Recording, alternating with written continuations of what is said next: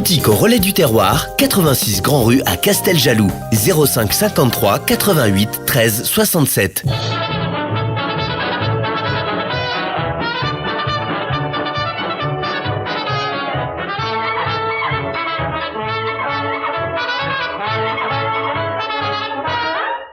Chers auditeurs, bonjour. Aujourd'hui, je reçois Philippe Miozot, éleveur de la race basadaise à quelques kilomètres de chez nous. Mais qu'est la race basadaise ? Eh bien, ce sont dans un premier temps des bœufs qui ont été créés pour les labeurs particuliers. C'est une race qui était adaptée au climat particulièrement difficile et marécageux qu'on trouvait dans les Landes. Je vous parle du XIVe siècle. Depuis, tout cela a bien changé et le bœuf de Bazas est devenu une viande réputée dans le monde entier. Aussi, monsieur Philippe Miozot, vous allez nous raconter la particularité de cette race. Mais c'est une race qui est persillée, donc qui est très goûteuse. Donc on a un mélange de gras et de muscles. Donc c'est ce qui fait son goût caractéristique, quoi. Voilà. C'est un bœuf qui est élevé d'une manière particulière. Je vois que vous lui donnez une alimentation qui est le produit de votre exploitation, c'est-à-dire ? Oui, donc c'est élevé, je dirais traditionnellement. Il pâture. L'été, il est au pâturage. L'hiver, il est à l'intérieur à cause de la pluie, du mauvais temps. Ah, vous les laissez à l'intérieur ? À l'intérieur, oui. Vous les l'hiver. sortez quand même un peu dans la journée ? Non, pas l'hiver. Non, pas du tout. Donc elle ne passe pas l'hiver dehors. Non. Elle passe l'hiver en étable. En stabulation libre. En stabulation libre. Oui. Ouh, Voilà. C'est bien plus compliqué. Je suppose qu'il y a des règles précises pour qu'elles soient dans un confort optimal. Oui, elles ont un métrage, mètre carré par vache, il faut un minimum, quoi. Un minimum ? Est-ce qu'elles ont de la musique ? Un petit peu. Je leur mets un petit peu quand même. Oh, vous êtes un éleveur moderne. Vous appliquez les méthodes modernes. La musique adoucit les mœurs et permet aux animaux d'être moins stressés. Un peu plus calme, oui. Un ça peu y fait, plus calme. Résultat, une viande qui sera sans doute plus goûteuse. Plus tendre aussi. Plus tendre, oui. Surtout plus tendre. Ce que j'ai compris, c'est que c'est une race qui est particulièrement résistante à certains climats. J'ai ouï dire qu'il y avait des cheptels qui existaient en Australie, sur des climats assez rudes. Et vous m'avez dit qu'également dans les pays de l'Est. En Pologne, oui, aussi, ça en commence. Pologne, Ils sont demandeurs. Ils commencent à...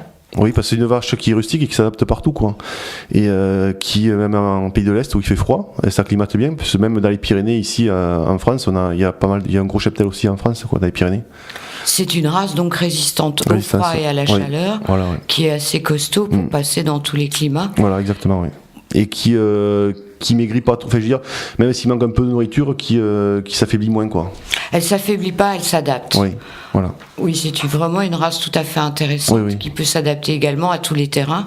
Si je comprends bien, autant la montagne que la plaine, et même les marécages. Oui, puis ça, autrefois, c'était ça, quoi. C'était une vache qui était surtout dans les marécages. Donc on revient à l'alimentation. Vous nous dites que c'est le produit sur l'exploitation à 95%. Et du tourteau de soja bio. C'est vous qui produisez ? Non. Alors, tout ce qui est alimentation, le foin, ça vient de mon exploitation, foin et céréales.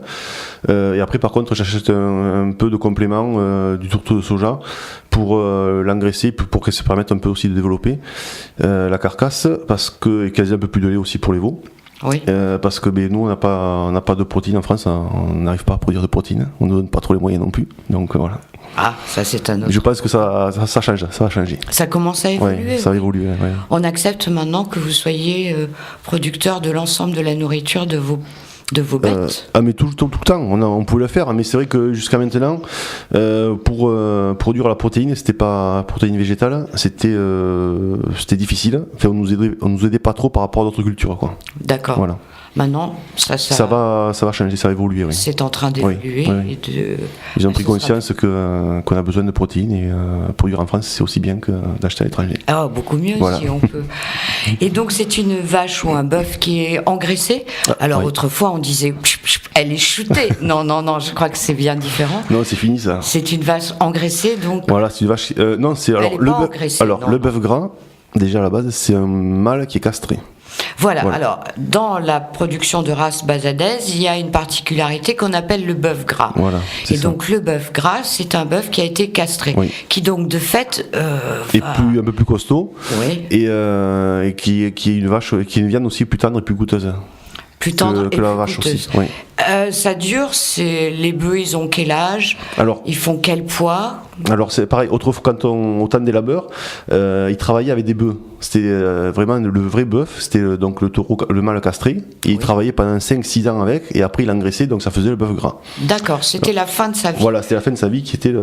C'est pour ça qu'il y a eu la naissance du bœuf gras, quoi. Aussi. D'accord, c'était une manière d'utiliser des vaches de réforme ou des bœufs de réforme. Oui, voilà. Parce qu'en fin de compte, on pouvait travailler avec la vache ou le bœuf, pas le taureau, parce que le taureau c'était trop difficile pour travailler avec. Donc le taureau, on n'en fait pas ce qu'on veut, il n'avance pas comme on veut. Non, alors que le bœuf, c'est vrai que le bœuf aussi était plus costaud que la vache. D'accord, donc à l'origine. Voilà, à l'origine c'est ça. C'est ça. Et maintenant? Et maintenant, comme on ne travaille plus avec les bœufs, donc on les garde 4 ans. Voilà, on les abat à peu près à 4 ans. Vous les élevez pendant 4 ans et à la 4e année, vous faites. Je l'engraisse. Vous l'engraissez. Ça dure 6-8 mois. 6-8 mois. Voilà, oui. donc là c'est l'engraissement foin et farine de blé maïs. Ça veut dire vous le nourrissez davantage ou vous le mettez dans de meilleures conditions ou il sort pas, il est habitable? Non, là il est dans un box. Fermé pendant 6-8 mois, il est fermé.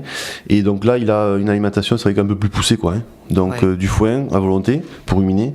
Et après, par contre, on donne un peu plus de farine. On augmente, depuis le départ de l'engraissement jusqu'à la fin, on double ou on triple même les quantités, quoi. D'accord. De farine. Et ça va donner un bœuf qui donc va aller jusqu'à 700 kilos. Vivant, oui, à peu près 700-800 kilos. 700-800 kilos, ça veut dire en production de viande? Alors après carcasse, ça va faire dans les 500-550 kilos de carcasse. Quand même, ça fait une belle carcasse. Oui. Ça dure pas longtemps dans le temps puisque les bœufs gras, il y a des fêtes qui sont organisées un petit peu partout, en particulier à Bazas. Mais et vous participez à des concours de ce style ou pas? Non, je participe pas parce que c'est du travail. C'est beaucoup de travail. Voilà, il faut apprendre le bœuf aussi à marcher, il faut l'habituer au bruit. Donc c'est 1 mois, 2 mois, voire 2 mois de travail, quoi. Quand on est jeune agriculteur, on n'a pas forcément le temps de se consacrer à apprendre à un bœuf, à tirer une charrette et à marcher en ligne. Voilà, quoi, c'est pas évident. Ouais. Ceci étant, on pourra toujours manger du bœuf gras que l'on trouvera ici, en particulier à Casteljaloux, au relais du terroir. Vous en aurez jusqu'à la fin du mois de mars, à peu près? À peu près, oui. Puisque Marilyn est avec nous. Et d'ailleurs, elle va nous donner une recette, après que nous ayons parlé du bœuf, de la viande de bœuf, en fait. Et j'ai vu aussi que dans vos attributions, vous faisiez de l'huile de noisette, première pression à froid. Oui. Ah, vous ne faites pas que du bœuf? Non, je fais pas que du bœuf. Qu'est-ce que vous faites d'autre? Donc je fais de l'huile de colza, de tournesol, de chanvre, de noix et de noisette, en première pression à froid. De noix, noisettes et chanvre. Je ne savais pas qu'on faisait de Si, on fait de l'huile de chanvre aussi, oui. Ok. Voilà. Donc, alors colza, tournesol, c'est ma production que je transforme. Vous la transformez? Voilà, j'ai la presse à la maison. Après, par contre, noix, noisette, j'achète le fruit décortiqué que je presse. D'accord. La noisette et la noix? La noisette, elle vient de Cancon, une coque, et la noix, elle vient de Sarlat, à côté de Sarlat. Oui, on est toujours, c'est local. C'est très local, oui. Et le chanvre, j'achète donc la graine chez un producteur bio à Montflanquin. D'accord, qui lui produit du chanvre? Qui lui produit du chanvre, oui. Et Moi, je la presse. Vous la pressez? Je presse la graine, oui. J'ai jamais goûté, ça a une saveur particulière? C'est particulier, le chanvre, c'est une huile qui est assez, déjà de couleur verte, un petit peu verdâtre, et qui est assez forte, qui est épicée, poivrée. Épicé un peu poivré. Ouais, épicé poivré, ouais. Et vous l'utilisez dans quel type de mets? Donc on peut l'utiliser avec tout ce qui est assaisonnement, de crudité, notamment tout ce qui est légumes verts, salade d'haricots verts même, salade verte, concombre, carottes râpées aussi, betteraves rouges. Et après, il y en a, moi j'ai pas essayé, mais on m'a dit aussi dans le poisson en papillote. Hein. Ah oui, ça peut être intéressant, effectivement, un filet d'huile sur un poisson en papillote. Eh bien, je vous remercie pour toutes ces informations. Avec plaisir, merci. Merci d'être venu avec nous. Et maintenant, nous allons avoir une petite recette avec Marilyn, qui est arrivée avec une daube de bœuf au vin. Alors Marilyn, aujourd'hui, vous nous proposez quoi? Donc la daube de bœuf au vin rouge. Donc pour 1,5 kg de viande de bœuf, 1 litre de vin rouge, 1 kg de carottes, 6 petites pommes de terre, 2 oignons, une branche de thym, 2 feuilles de laurier et une cuillère à soupe de farine. Alors donc recette traditionnelle. La recette. Recette traditionnelle. Donc vous coupez la viande en cubes et vous la faites revenir à feu vif dans une cocotte en fonte. Vous ajoutez ensuite les oignons émincés. Et lorsqu'ils sont dorés, donc vous baissez le feu, vous salez, poivrez, vous saupoudrez de farine, vous versez le vin dans la cocotte, Puis vous ajoutez donc les carottes coupées en rondelles, le thym, les feuilles de laurier. Vous laissez mijoter pendant 2 heures à feu doux. Vous remuez de temps en temps et ajoutez de l'eau, du bouillon, et donc pour que la viande et les carottes soient toujours couvertes. 1 heure avant la fin de la cuisson, vous ajoutez les pommes de terre et après il n'y a plus qu'à déguster.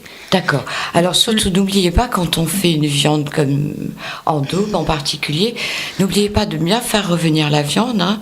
Il faut qu'elle soit bien roussie de tous les côtés. Et même quand vous rajoutez votre farine qui va vous servir de liant, n'hésitez pas non plus à la faire cuire. C'est-à-dire que ce soit un peu roussi, ça donnera un petit goût supplémentaire qui est très agréable. Et l'idéal donc c'est de le préparer la veille parce que voilà, toujours. Le plat est meilleur le lendemain. Le plat sera meilleur réchauffé, voilà. Effectivement.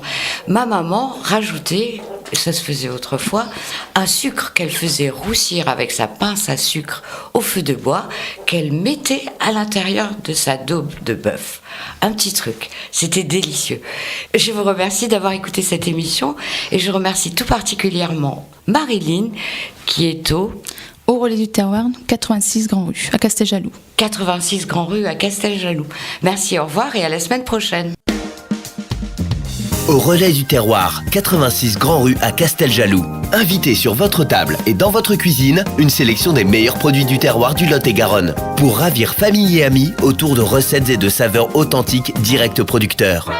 CFM Radio, la